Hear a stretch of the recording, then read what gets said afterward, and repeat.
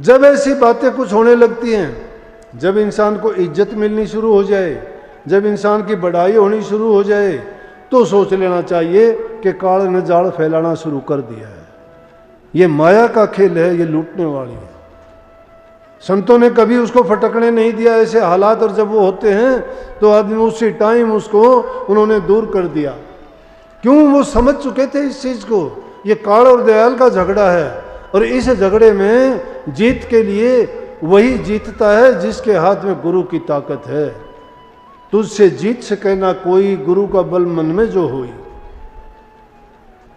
गुरु सच्चे साथी हैं। गुरु माँ बाप, पति पत्नी सब कुछ गुरु हैं। गुरु इंसान के हर हाल में साथी हैं, दुख में, दर्द में, तकलीफ में, जीने में, मरने में, हर चीज में सहायक है।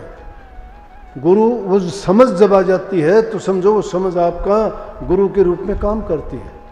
जहां कहीं जाओगे गुरु की शक्ति आपको मिलेगी। लेकिन महसूस कब होगी? जब आप अंदर से साफ हो जाओगे। आप अभी गुरु को मानस भी नहीं समझते, और गुरु को मानस समझने वाले को भी भक्ति से हीन बताया है।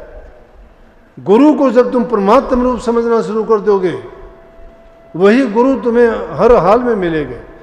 सूक्ष्मता में ढूंढोगे तो नूरी रूप में मिलेंगे, स्थूल में देखोगे तो देह रूप में मिलेंगे, और किसी काम में, दुख तकलीफ में देखोगे तो वहाँ तुम्हारे रक्षक, सहायक, और तुम्हें हर प्रकार से उस तकलीफों से बचाने वाले बन के, तुम्हारे ढाल बन के सामने खड़े हो जाएंगे।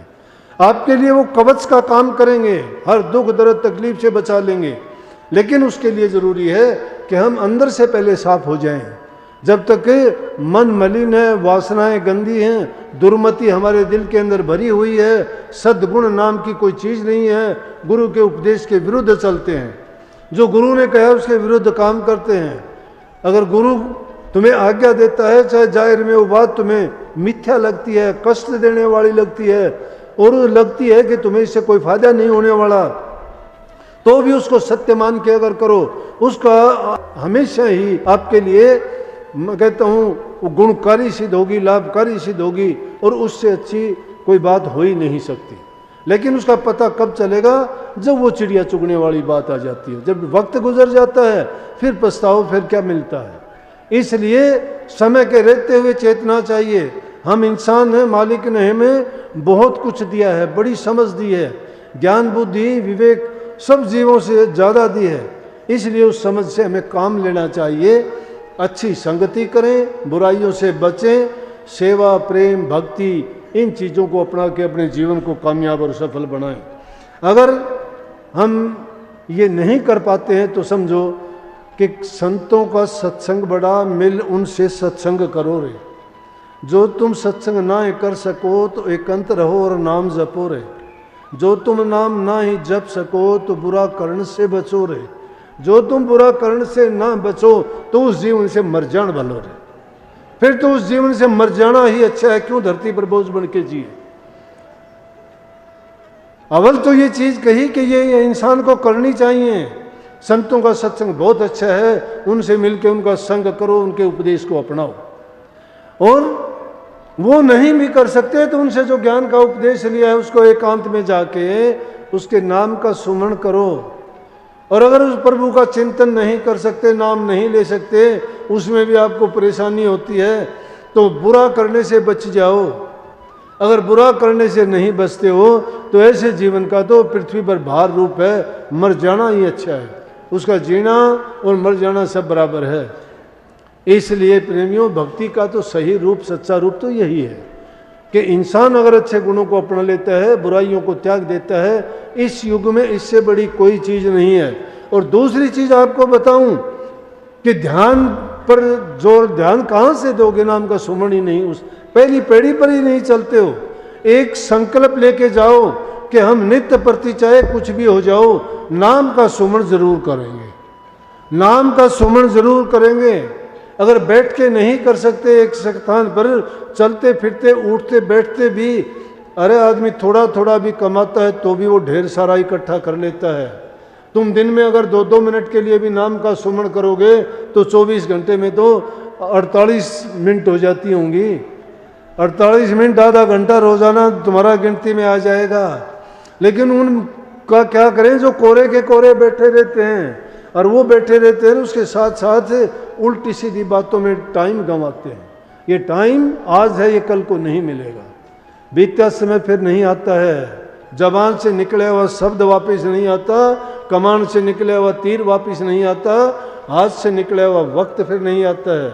आज जिस वक्त में हम इतने लोग ये बैठे हुए हैं, ये समय अब मुड़ के नहीं आएगा। तो इस समय की कीमत जानो कि कितना हमारा ये सौभाग्यशाली दिन है, वो कितनी अच्छी पल है कि ऐसी ऐसी रूहें फिर नहीं मिलेंगी यहाँ। ये टाइम नहीं मिलेगा, इकट्ठी हो जाएंगी, लेकिन इनमें से कितनी बिछड़ जाएंगी, कितनों के साथ क्या कुछ होगा क्या नहीं होगा, लेकिन ये वक्त नहीं मिलेगा फिर।